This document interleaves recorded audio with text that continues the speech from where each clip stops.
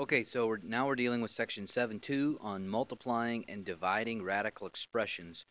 The first property we run into is the nth root of a times the nth root of b equals the nth root of the product ab. One of the things you do have to realize is that each one of these must be real numbers. So this can't be an imaginary number, and this can't be, or either one of them can't be an imaginary. So you have to have a real number times a real number, and then you can do this property. Well, it can be used in either one of two ways. You can either take something and that is separate and combine them together, or you can take something that is together and break it apart. And we will use it in both directions, whichever is easiest or whichever makes sense for the problem we're working on. In example 1, it talks about the square root of 2 times the square root of 8. I really don't know what those two things are, but I can multiply them together. 2 times 8 gets 16, and the square root of 16, we all know, is 4. And individually, I probably wouldn't have known either one of those, but using this property, I can get to something that's very, very useful. It can be used with cube roots. For instance, the cube root of -5 is a real number.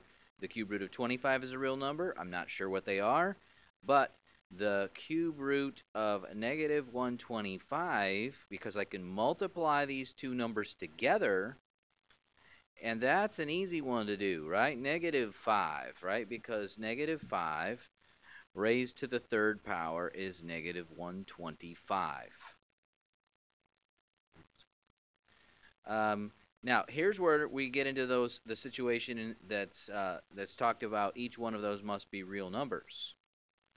The square root of -2 is not a real number. So these cannot be combined together.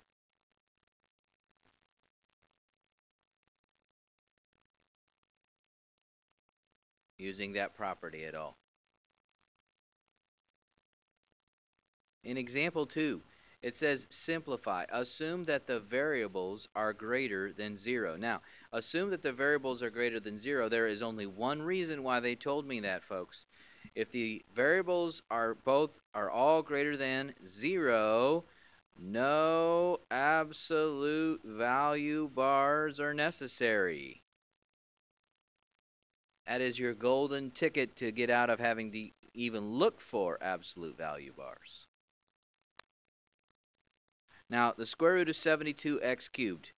Well, 72 is not a perfect square, so what you're going to see me do is you're going to see me break this up into what I call the perfect squares and the leftovers. Now, think about your perfect squares, your 4, 9, 16, 25, 36, 49, 64, 81, 100. What's the biggest one of those that goes into 72? Right, 36, and it goes in twice. So 36 is the perfect square, 2 is the leftover. How about this x to the third? Well, think about your perfect squares for x's, right? X squared, x to the fourth, x to the sixth, and so on.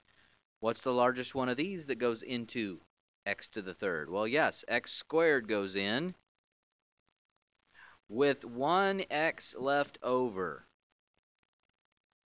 So we can simplify this a little bit, right? We know what the square root of 36x squared is. Square root of 36 would be 6. The square root of x squared would be x. Now, I understand that this is an even root, and we get an odd power in our answer, but because they told me that I could assume that all the variables were positive, I do not need to worry about absolute value bars in this case. Of course, we still have the leftovers that we can't get away from. This cube root of 80n to the fifth. Right, we've got, we're going to break this apart into the cube root of the perfect cubes. This time we're looking for perfect cubes and leftovers. Okay, we're back, and we're looking for perfect cubes this time. So instead of dealing with perfect squares, now we're dealing with perfect cubes, like 2 to the third, and 3 to the third, and 4 to the third. Now, Look at your list. It doesn't have to go very far before you realize there aren't a lot of perfect cubes which go into 80. 8 being the only one. So 8 goes in 10 times. So 10 is our leftover. Now, n to the 5th. Okay, how many perfect cubes do we have inside of it? We got n to the 3rd and n to the 6th and n to the 9th. These are all perfect cubes. N to the 3rd is the only one that goes in, but it leaves me with 2 n's left over, or n squared left over. Now I can simplify the perfect cubes, right? The cube root of 8 is 2. The cube root of n to the 3rd is n. And then we have the leftovers. Don't forget your cube root symbol. If you do, that becomes a square root, and you will lose credit if you change a cube root to a square root, even if it's an accident. So I don't want you to lose the points. Next. Example 3 shows us the multiplication process. So now we're going to take these perfect cube root, or these cube roots, and multiply them together, see what we get, then tear it apart into perfect cubes and leftovers. So let's put it into one big cube root symbol. So we want 54 times 5. 54 times 5 gives me my 270. X squared and x to the 3rd, that would be x to the 5th, right, because we add the exponents. Then we have y to the 3rd and y to the 4th. We add the exponents again. That's y to the 7th. Okay, now we're going to tear it apart into perfect cubes and leftovers. Think about your list of perfect cubes. 2 to the 3rd, 3 to the 3rd, 4 to the 3rd, 5 to the 3rd. What's the largest perfect cube which goes into 270? That would be 27. It goes in 10 times, so 10 is the leftover. All right, how about the x to the 5th, right? X to the 3rd, x to the 6th, x to the 9th. Well, x to the 3rd is the smallest, or is the biggest one of those that goes into x to the 5th, but it leaves me x squared left over. In terms of my y's, y to the 6th is the biggest perfect cube, with y to the 1st left over. So, simplify your perfect cubes, right? Cube root of 27. Cube root of x to the 3rd. Cube root of y to the 6th. In other words, you're taking the power, dividing by the root. 3 divided by 3 is 1. That's your exponent here. 6 divided by 3 is 2. That's your exponent on the y. And then, of course, we have the cube root of the leftovers.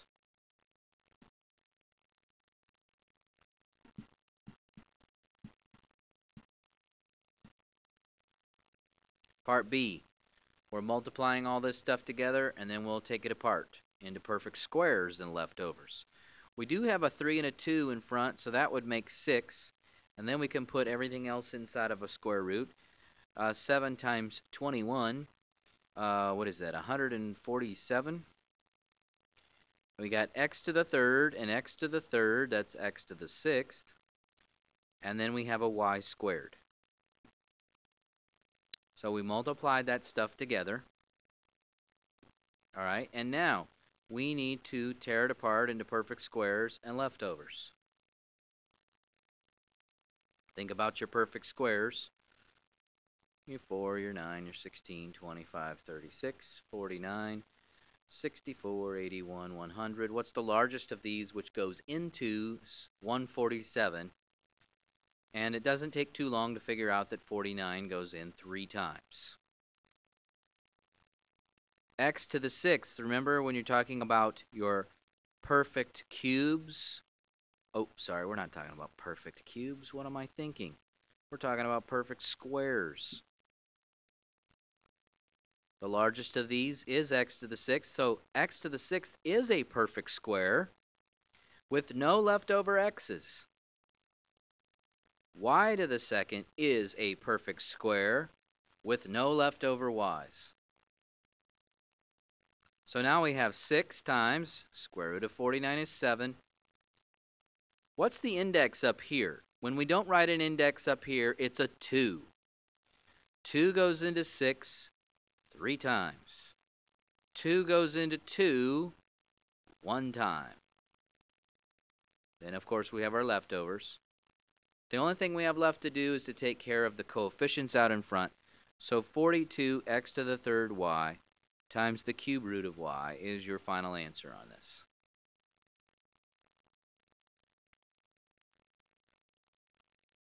Okay.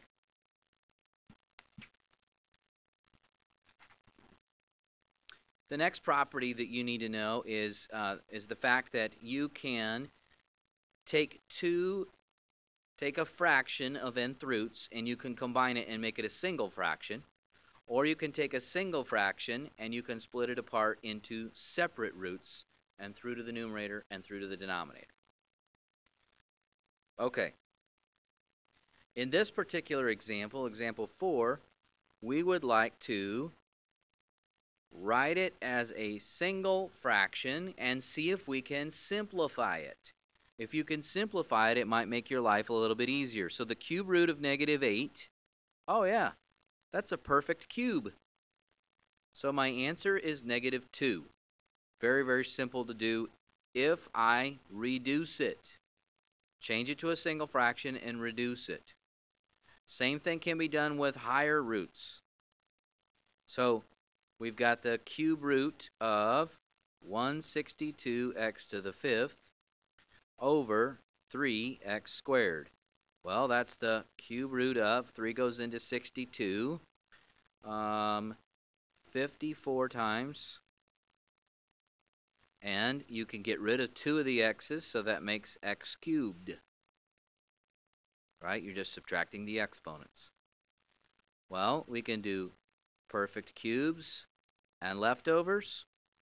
What's the largest perfect cube which goes into 54? Yes, that would be 27, 2 times. X cubed is a perfect cube, so I'm going to leave it in the perfect cube category with no leftover x's. So we have 3x times the cube root of 2. Right? Once I take the perfect cubes, or the cube root of my perfect cubes. All right, let's see what's going on with this next one. We have the 4th root of 1024x to the 15th over 4x. Okay, let's see. Let's simplify that. 4 goes into 1024 256 times. X and x to the 15th, well, that reduces to x to the 14th, right? You're getting rid of one of the x's or subtracting the exponents. So, perfect fourths and leftovers. Perfect fourths and leftovers. So let's see here. 2 to the 4th is 16. 3 to the 4th is 81. 4 to the 4th is 256. Oh, so 256 is a perfect fourth. That's 4 to the 4th. So no leftovers in terms of the coefficient. But x to the 14th, let's see, my perfect fourths are x to the 4th and x to the 8th and x to the 12th. Oh, that's it right there, x to the 12th with x squared left over. Okay, the 4th root of 256 is 4. And 4 goes into 12 3 times with my 4th root of x squared left over.